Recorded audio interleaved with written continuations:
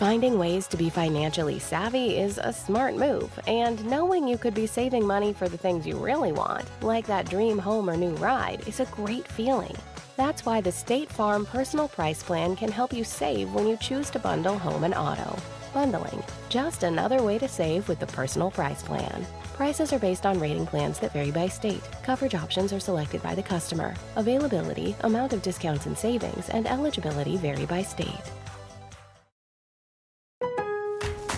Getting more as a MyLowe's Pro Rewards member is easier than ever with the Lowe's app. Download it today and earn 500 points the first time you log in. Plus, your digital wallet helps you scan, save, earn, and access what you need to manage it all in one place. Download the Lowe's app and take advantage of your Pro benefits today. Lowe's, we help, you save. Valid 12/125 through 1/7/26. Offer valid for first login per organization only. Loyalty program subject to terms and conditions. Additional restrictions apply. Visit Lowe's.com/terms for more details. Subject to change. I've shown nothing but grace to you, Pooch. I've shown nothing but grace. You guys shit talk me all the time.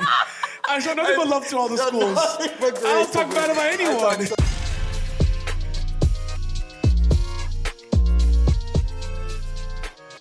What is Welcome going on, back guys? No, you started, Dave. No, Poochie, go for it. What is going on, guys? And welcome back to Tranquilo Sports. I am at the head of the table today because, obviously, the Canes are on top. As per usual, they're back on top. No. Back on taking top. over. I don't know. That's a bold statement. This is so embarrassing. Taking over Kyle Field, hostile environment. Performance. Don't care about it. We went in there, took care of business, and we move on to the Cotton Bowl. And, of course, Dave and Andre here to fight me over the reason that the Canes did not have a good game, and it was a bad game overall. So let's get into it, guys. What did you think of the game? Oh, well, as non-fans? The game was awfully hilarious. Like, that's the best way to describe it. It was an Just look at the group chat, the amount of laughing emojis that went out there. It was that an chat. awful game of, two teams that really were trying to lose. I think more than win, and one had to lose, so that ended up being Texas A&M. It was just, defense definitely played well. They definitely held their own, but both offenses were pretty anemic. I think UM's offense is terrible. I don't think they're very creative. I think they're going to get exposed against an actual threat this weekend or next weekend, whenever their little game is. And yeah, so those are my thoughts. But listen, jokes aside, obviously it's a huge win. You guys won, you advanced. But yeah, I'm not like it doesn't change my opinion that I think that they're not going to win the national championship. Like I think there's a very clear tier of team, like a very clear difference, like of a tier 1 and tier 2 in the playoffs this year. Even tier 3, there's worse than Miami. But yeah, I don't know. It was a funny game to watch because it was very entertaining, but it was also because of how many mistakes were happening and all the missed kicks and all the obviously the turnovers play both into good defensive schemes and things like that. Some of them bad throws, some of them bad fumbles, some of them just good plays. Like, you know what I mean? Like, it's always a mix. But the missed kicks were hilarious. It just felt like everything was going again, nobody was trying to win this game. Like, it was let's just keep the other team in it till the end. And then, of course, even Miami scores. And then Texas A&M just drives all the way down to the 5-yard line. There's a whole bunch of things that just, I don't know, this game was just fun. It was funny to watch, but I don't know, I didn't think either team really looked great, if that's what you're asking. But I thought they both looked terrible. Look, I said it, and I think my friend said it to me. It was this is a great game for the fans of the teams because it was one of those hard-fought, gritty kind of games where it was just a defensive shootout. And for the most part, I started dry heaving on the last drive of the game. I was literally on the verge of throwing up. When they're on 3rd and goal, our guy. I thought you guys were gonna blow it too, to be honest. So the fact that you didn't is impressive. I guess, our guy made a crazy play, put his life on the line, knocked himself out of the game essentially to break up, what would have been the game tying touchdown. Then obviously the true freshman came up with the pick. I was dry heaving the whole time, and a little bit of vomit did come out. I was so freaking mad. And obviously, it was one of those games where the weather wasn't great. It was super windy. So God knows how those balls are traveling. Obviously, for the kicks, it was super effective. We left 9 points on the board. You get those 9 kicks. We got, all those kicks happened before Texas A&M even had their first true clean look at a field goal, which they didn't make. Obviously, their first kick got blocked, but it wasn't because the kicker just outright missed it. Our kicker just outright missed all his kicks. Like two of them were wide right, and one of them hit the upright. So we left a lot of. Only one of them was really close though. Like weren't the other One- ones at least one 45 was- plus? One hit the outright, and then two were just I'm wide saying, right. but like distance wise. Right? One was like No, not even close. all of them were like between 30, 40 yards out. That's what I'm saying. Well, I thought there was one that was like. Well, we hit the 50. one that was right there. He made it, That's what I'm saying. and he I thought just two- booted yeah, it. He yeah, just yeah. forced it in. Okay. But for the most part, I mean, like, look, it was not the game we wanted. I mean, it's more exciting when people are putting up points. It's a little bit of a back and forth kind of shootout game. But I mean, you sometimes have to win games like that. And, I think that, our offense definitely should have stuck with the run longer than it has. I think the play calling was suspect, especially early on. Then we kind of committed more to the run. We're able to get a couple more plays kind of in there and they're on their side of the territory. I think our defense for sure showed up. I think our defense was the big reason. I mean, it was the only reason we really won that game. Your defense is your defense is the reason you guys won. Yeah, it was the reason, and they've been the reason that And we have Reed been as stinks. good as we have been, And Yeah, they're very. I mean, and our offense has been, doing pretty well up until this point. We ended the year pretty high on offense. We're scoring a lot of points. Obviously, not the level of competition that we should, we're playing now. Obviously, Texas A&M, before their Texas game, was the number 3 team in the country. They lost 1 game all year, now 2 with us. So it was a good team that was averaging 34 points a game in the SEC, right? We talk about SEC glory, which reality is, I think that's kind of being exposed on some sort of end right now because I don't think has lost to the SEC in the last 2 years. I think the SEC as a whole wasn't as good. Now, obviously, you still have Bama and Georgia left in there, but I think that's the only teams left for SEC representation. in the playoffs, yeah, it's Bama, Georgia. And right now, really the team that's running the playoffs is the Big Ten. Ole Miss. And Ole Miss, excuse me. I forgot about Ole Miss. Yeah. So obviously those guys, they're in there. I mean, Ole Miss, they played Tulane. Like we can get into a whole conversation about the whole G5 scenario. Baby. Hell yeah. Way to represent JMU. JMU, way to go, baby. Yeah. 34 points on Oregon. I'll tell you, and we'll get into that, but, finishing off with the Canes, I'm happy that we won. Honestly, it's one of those games like the best thing about the playoffs is that you're back to 0-0. If you win, you move on. If you lose, you're out. It's going to affect the trajectory. You just got to win. You're back to 0. You play over at Jerry World indoor against Ohio State. I think that will make a difference, by the way. The number 2 team in the country. Obviously, we know that their defense, very, very good. Their offense, maybe not as good as they were last year, but still can score. They have, I think, one of the best players in college football. The guy might arguably be the number 1 pick in the draft when he comes out, Jeremiah Smith. They obviously have a Heisman runner-up at quarterback. They have a good O-line. But I do see this playing out very similarly in terms of, it's not going to be a shootout. It's going to be a very back to forth, maybe a lot of field goals in the game. It's going to be low scoring, a lot of field goals. But, like I was saying before we even got in here, at that game, we'll talk about it when we get there. It's going to be a matter of, both teams should get points where they get because I think both defenses are Ohio State, a little bit better, but I don't think Miami's that far apart when it comes to defense. On the defensive end. Yes, in a sense, yes. Here, I'm busting your balls. I'm giving you crap about this terrible game that we just witnessed. Obviously, it is huge that you're in the next round, and it is. In terms of Ohio State in their defenses, I agree. Miami's defense is very, very good. I think Ohio State's the best defense in the country. 100, I do. So I No, agree. they are. Well, yeah, right. So it is a little gap, but at the end of the day, your playoff run is not. We've already seen what the defense does. The defense can hold anybody in check. It's really going to be. It's all going to fall onto your offense and whether or not you trust in Carson Beck because it's not the offense. It's Carson Beck because we can run the ball. Yeah, but the reality is it's whether it's the play calling is so scared, and what that was the biggest thing of what I saw from the game is that the play calling on offense is so scared of Carson Beck and the fact that they don't let him, they don't want him to make big mistakes. Which you're in the playoffs at this point, it's do or die. Yeah. So he's going to have to make plays eventually. You can't mask him. You can do it against Texas A&M where it was a very close, low-scoring game and it ended up working out. You had a 200-yard rusher. Fletcher ended up breaking one, which is great. But hypothetically, you're not going to be able to do that again against Ohio State and Georgia, let's say, or then Indiana, right? You know what I mean? So eventually you are going to have to rely on him. No, because, obviously what happened to us against part. Louisville and what happened to us against SMU when we did lose those games is that they're going to put 8 people in the box and be like, go on. You're gonna make him have to beat you. Yeah, you're going to make Carson Beck have to beat you. And I think we have the talent on the outside to do it, right?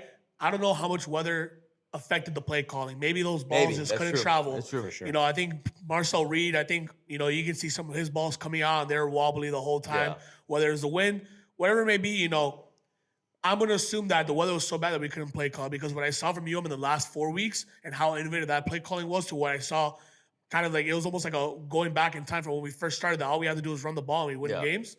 Like we're going to have to throw the books. We're going to have to throw everything at Ohio State, because reality is we beat Ohio State and we go on to play a Georgia. I don't think Georgia's as good as Ohio State. So at that point, you beat Ohio State, then you can run the table essentially. Because after that, I mean, if they can beat Ohio State, they can beat anybody. So, because that's defending champs. That's that's the number 2 team in the country right now. Yeah. So realistically, yes, I agree with you. Now, I think Ohio State's going to be a very big trouble for you. 100%. No, they're good. You will have to play a perfect game, which I know they have that in their bag. Like they have the skill players, they have the players for it, for sure. A lot of it's going to fall into obviously coaching, play calling, and Carson Beck is going to have to make some plays. And let's see, I agree that it could have been weather related. You're playing in a dome; it's a more controlled environment. So let's see. I don't know. I have to see it to believe it, but yeah, let's. What do you think, Dre? You've been awfully quiet. I want to hear your takes. I mean, it wasn't a good game. I wasted 3 hours of my life watching that game. I had fun watching. I did have a blast watching. Reed played terrible, unfortunately. Let me see what else. Kicking obviously was a problem in that game. But I wasn't sold on any team. Like I watched that game and I said, whoever wins this game before the outcome happened, if either team wins and plays like this against Ohio State, it's just going to be a long day for them.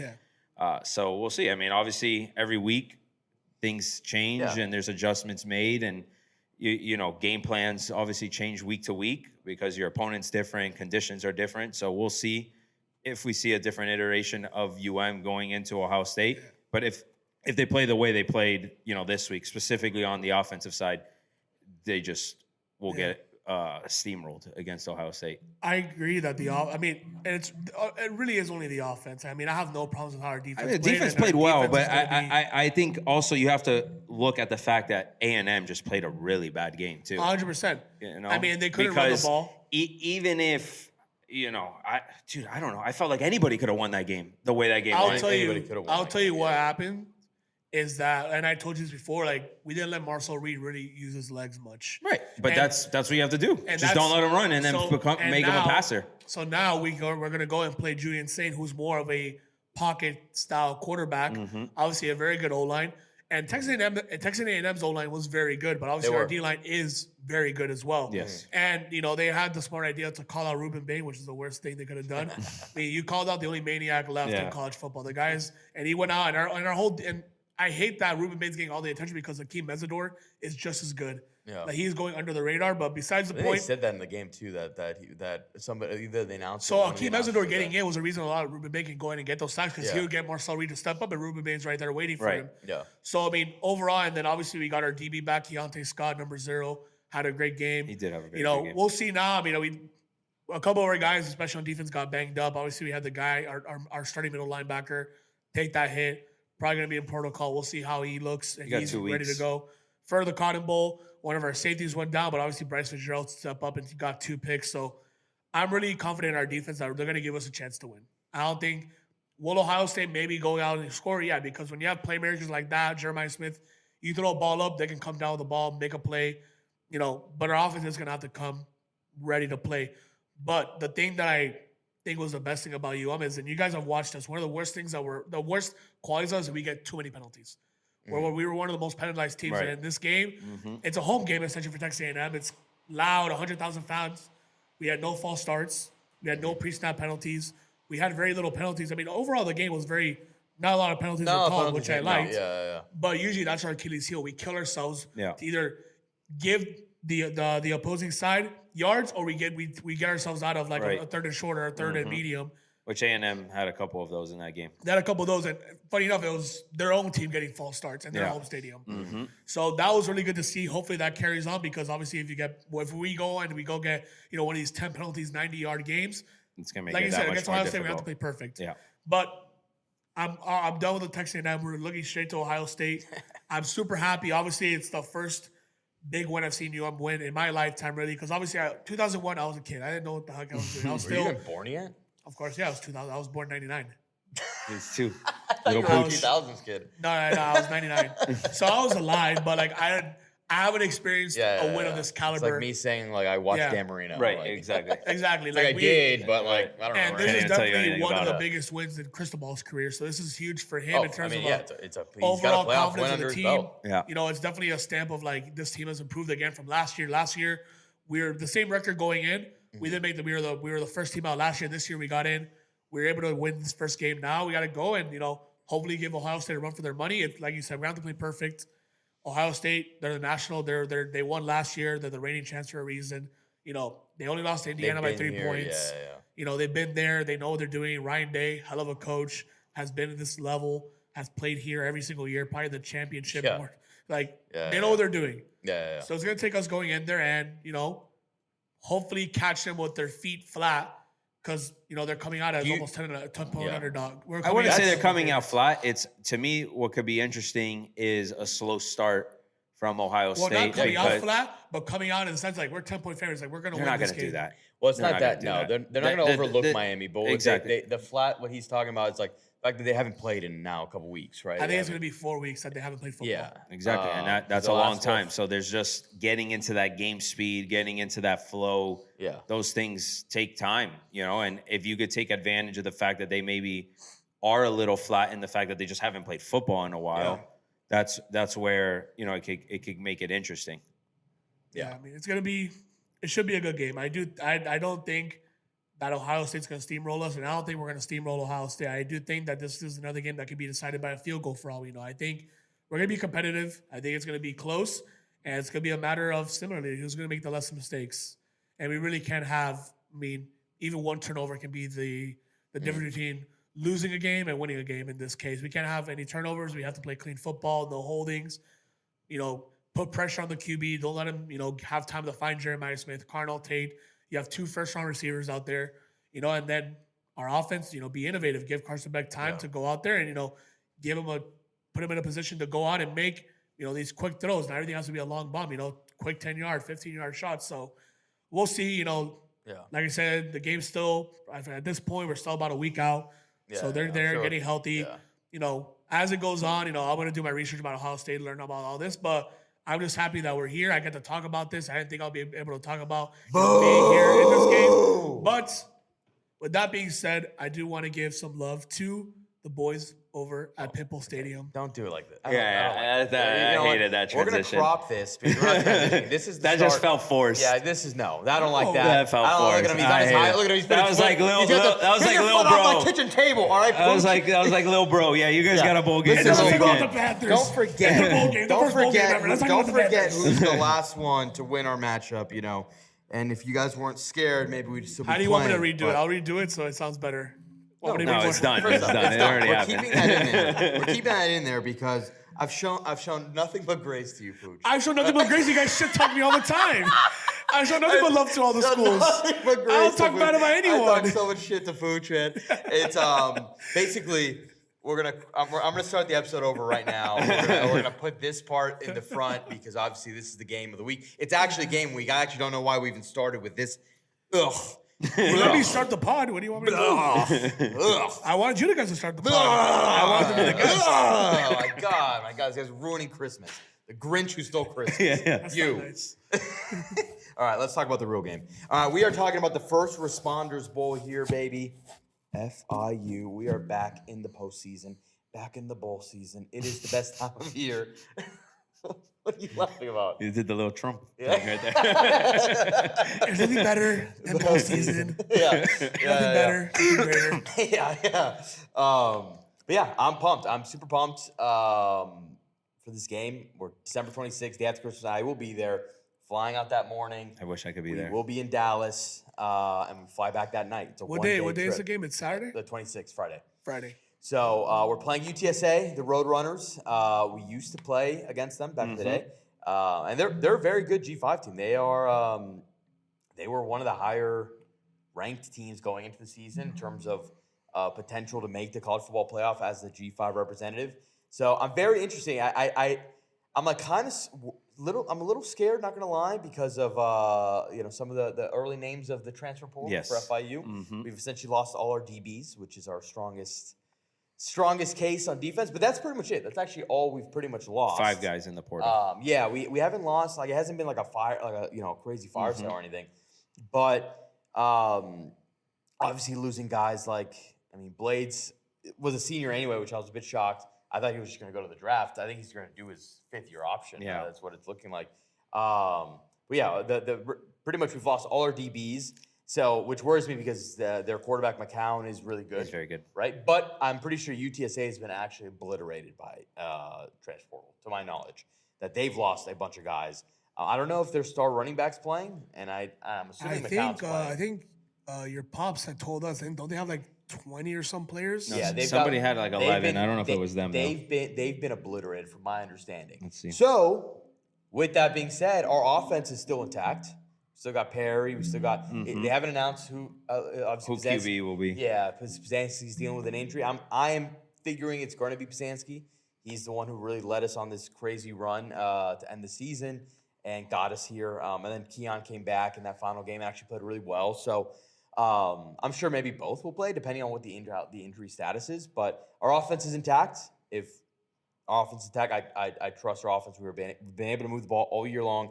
Had some red zone trouble, but Conference USA Player of the Year, Keon Owens, is playing in this game, and him I trust. So I'm just excited that we're going to a bowl game. I'm excited that I'm going to be there. I'm excited I'm going to be in Dallas for a real game, unlike that stupid game that he's going to. But no, seriously, I'm very excited. I'm curious to see what we do. And I'm curious to see some of the adjustments, some of the guys that will play. I'm sure there'll be some guys that get more playing time in this game to show out and want to be a big part of next season, right? Because that's really, Willy's been on the recruiting trail the last few weeks. He's been doing a bunch of different events too, and he actually just signed an extension. So yeah. Huge. Willy's Is that official? It's official, yeah. He signed an extension. I don't know the details of it. But we've for sure. Of course, he's coming back next year. He's on the #1 class at Conference USA. So that's enough of the ahead. I'm very excited, and I'm just excited to watch this team one more time. It's 7-win team. Some big wins at the end of the year. Some big wins. We're on a 4-game winning streak.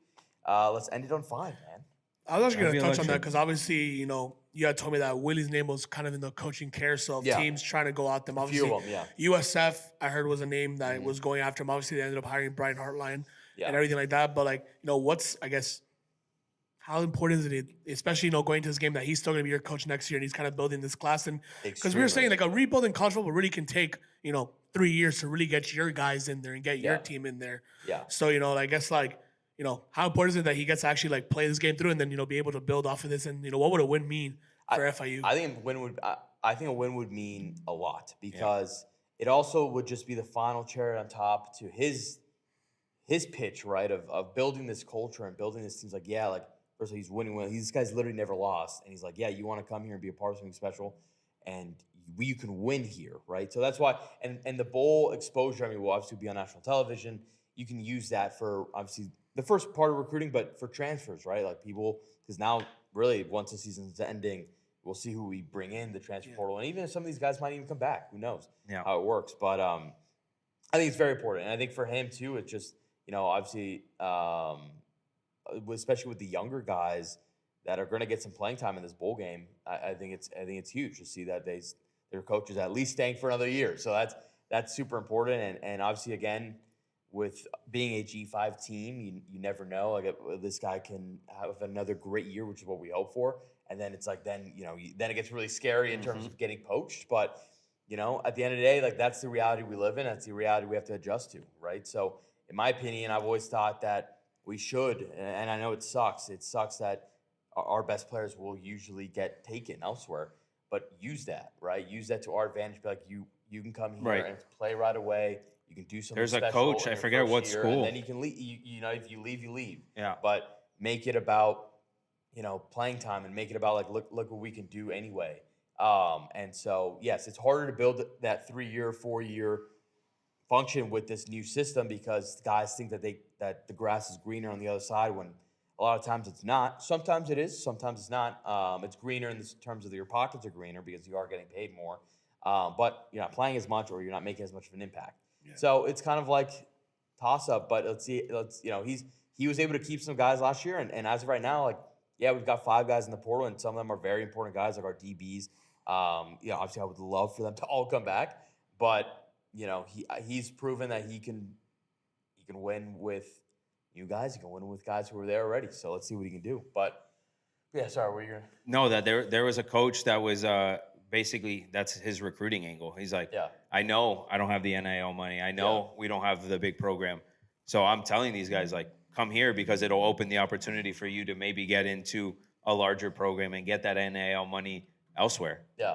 And it's just the reality of the truth. Yeah. Like, I think you just got to take advantage of it. At this point, you got to take advantage of it. And I think, I'm sure we are. Like, you know what I mean? Like, I don't know what's going on behind closed doors. I mean, look at Mestamaker from North Texas. The guy was a 3rd stringer, 4th stringer walk-on, and now, he's probably going to get paid a good amount of money. I think he's going to go to Texas Tech, follow his coach at Texas Tech. Yeah? That's sick.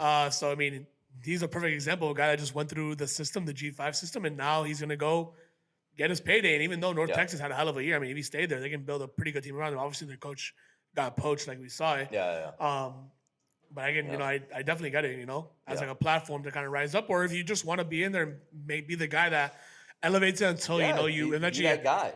Unless you're a 4th-year senior, you got to transfer and, you got to go somewhere else because you're forced to. Yeah. I get that.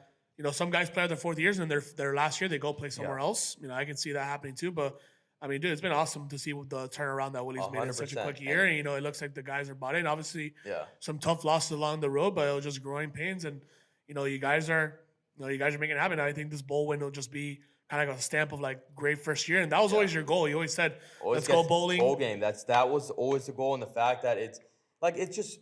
For me, it's just the experience of a bowl game is cool, and it's cool for these players. Like, they get to go, and there's all the festivities around it, and it's like, the added elements of it. Yeah.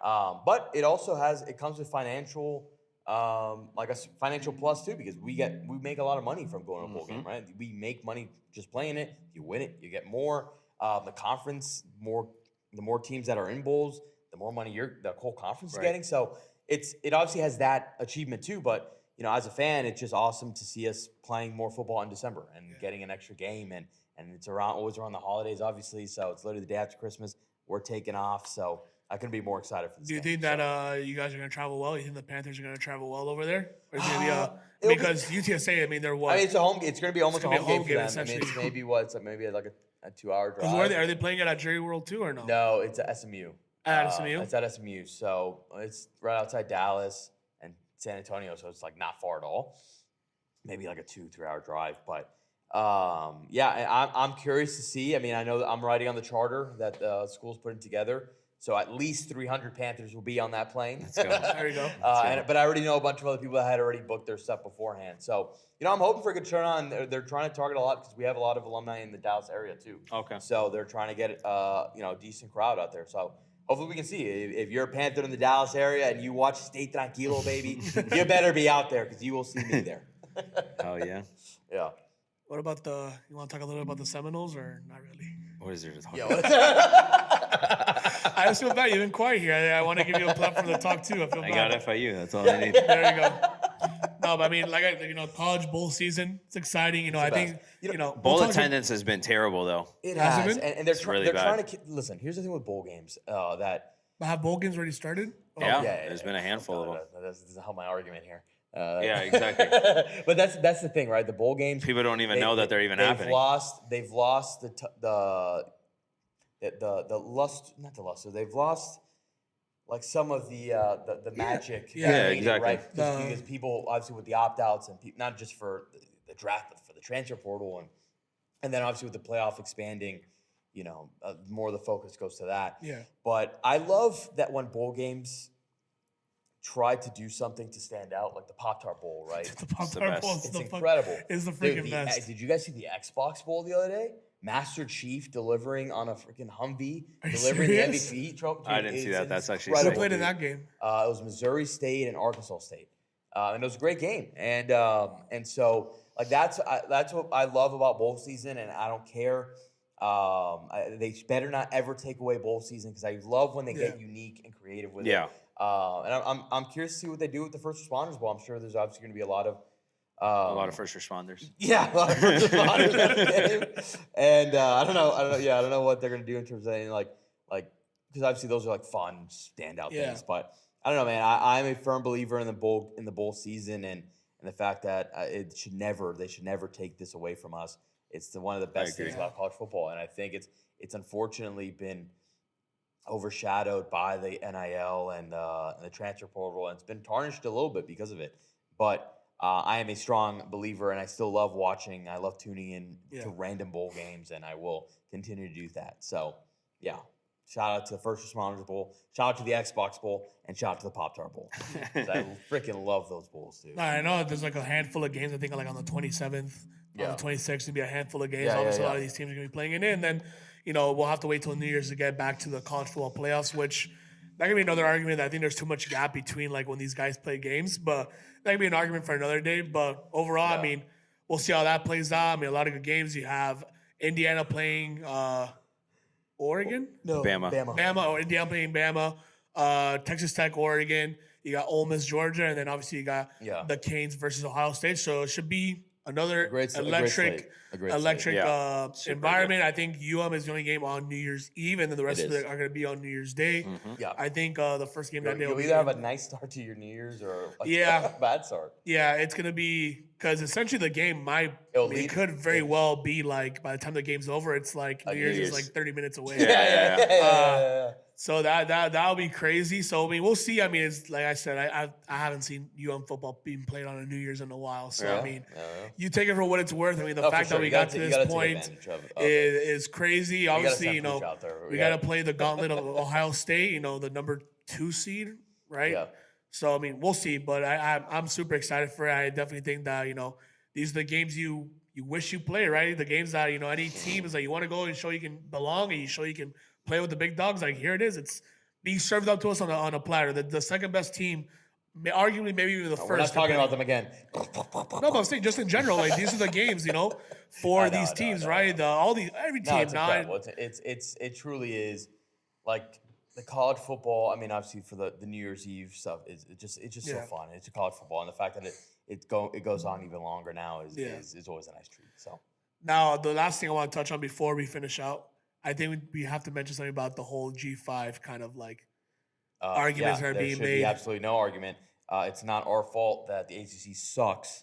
I'm not against it. It's a damn 7-win team. I'm not against it. I think people are mad that they like obviously like I think JMU put up a better fight. Obviously they gave a ton of points, but like Tulane wasn't even close. Like they showed nothing in there to show that they belong. Obviously like Tulane, like their coach is gonna leave. He's still there, but he's gonna leave. And by the way, people and if you didn't watch that game, like Tulane was driving the ball at will in the beginning of the game. Yeah. It was actually like back they couldn't close the they had an interception in the red zone the first drive. They fumbled the second one and had a 4th down.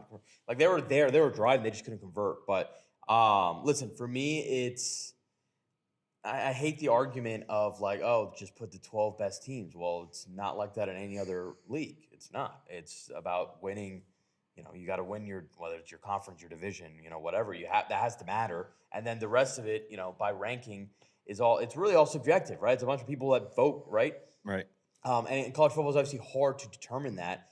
But if you're not going to include half of the entire college football landscape, then what's the point? Like you have to have them represented. Granted, I'm of the opinion that because I understand obviously there's a huge gap, and there's an even bigger gap now with the amount of money that's in this sport. There's going to be, it'll probably even get bigger, to be honest, but you can't leave them out, and I also don't believe I don't believe that any G5 team should just be allowed in there just because they won their conference, right? I think you have to have a very good reason. I think JMU had the best resume in terms of G5, right? They won 11-1, and their one loss was on the road to Louisville, and it was actually still a pretty competitive game. It was like 28. I mean, even last year, Boise State with Jonte, they were a top 4 seed. Like they deserved it, and they gave Oregon a run for their money. They gave Oregon a run for their money. Those are the stories, and those are the reasons why G5 teams should continue to get that spot. Mm-hmm. Granted, of course, if there are years that the best G5 team is 9-3, should they get in? Probably not. You know what I mean? I think they have to at least have some sort of criteria. I think they have to at least have. I think 1 loss is probably 2 is the max. If your 2 are like depending who they are. Yeah, exactly. You know what I mean? But like I think you have to really do something more special. Like I think you can get a 3-loss P4 team in there, but a 3-loss G5 team should not be in there. Yeah. With that said, a G5 representative, that position of a lock still needs to be in there because, and I hate that like the people like now are like turning on March Madness too. It's like no one wants to see a Cinderella. Yeah, everyone wants to see a Cinderella. That's such a lie. Like that's the beauty of college sports. And also like you look at the NFL, like the NFL's basically got a freaking gimme spot for either whether it's the NFC South or the AFC South. Obviously, the Ravens won a Super Bowl going 8-8 in the regular season. That's what I'm saying. Like, you know what I mean? It's never about your perceived top 12 ranking. It's about one, winning your division or whatever. I do believe that the winner of the P4, even if it was Duke, I honestly believe this should be in the playoff. Like I really believe that. I believe you win your division or conference, right? You should be in that playoff. Which I think they're going to have. I think they're going to change a lot for next year. They've changed it for next year. And like I really believe Duke should have been in this. Do I think Duke's a top 12 team? No, but they did what they were supposed to do. They did what they were supposed to do. Like you can't penalize somebody for doing that. Same with the G5. G5 team did what they were supposed to do.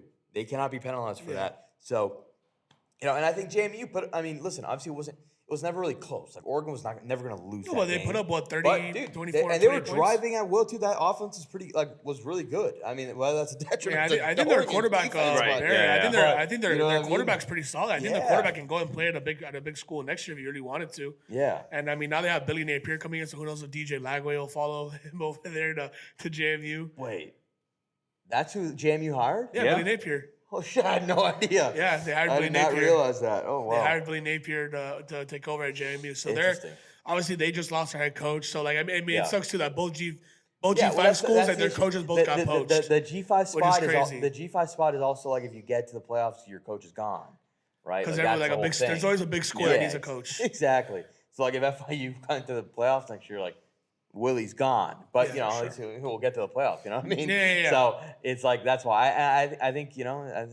I will always be for more G5 teams. I want 6 of them in there. Yeah. Screw it. Like, I don't care. Like people are crying that there's 2 of them. I want more. I want 5. All right. Yeah. I don't care. No, I like the representation too. I think they deserve it. Like I said, man, there's kids there that maybe they're not the biggest recruits, but give them a chance. Yeah. Like these guys, give them a chance to be in there. Who knows? Yeah. Well, they earned the chance. It's not giving them a chance. They earned it. They earned it. Just give them a spot to go out there and do it. And and like I said, if they really do climb the ranks normally, like if they're like a top 15, like Boise State was what top 10 when they made it last year. Like that's a top 10 team, Yeah. So I agree with that. But overall, I mean, just like college football, it's the prime time of college football. Yeah. Bowl season, championships, playoffs. Yes. We can talk about the Dolphins a little bit, but we won't. We're not gonna touch on it. But there's nothing to talk about with them. We'll see how that ends up over there. But overall, I'm excited to see these games. I'm excited, to see how the Canes do. So, we'll see. But with that, it's a Merry Christmas all around here. It's a Merry Christmas from the boys here on set. I wish for a win. You wish for a win. You wish for a win. We're all wishing for a win today. It depends who, but yeah. No, FIU. Yeah. You're wishing for an FIU win. Antonio, what do you wish for? There you go, Antonio! And I'm wishing that Carson Beck doesn't throw 4 interceptions against Ohio State. But with that, we wish you a very happy holidays. We'll be back with you guys next week for a preview of the second round of the college football playoffs. Maybe some reactions live from Dave over in Dallas. Oh yeah. I'll be live in Dallas, sending my reactions for FIU's return to bowl season. I hope Azanski's the guy. And with that, we appreciate you guys for joining us. Enjoy your holidays, and we'll catch you in the new year. Later.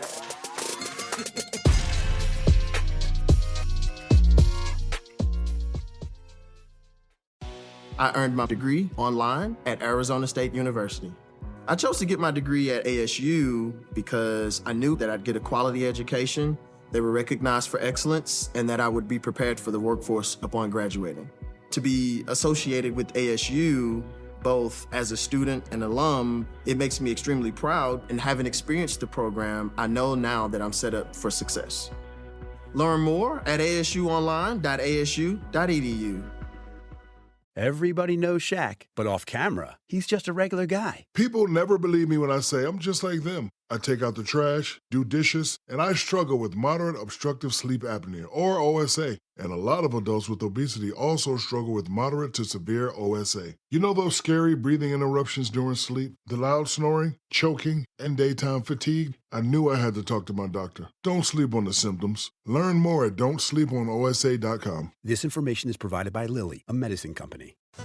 Finding ways to be financially savvy is a smart move, and knowing you could be saving money for the things you really want, like that dream home or new ride, is a great feeling. That's why the State Farm Personal Price Plan can help you save when you choose to bundle home and auto.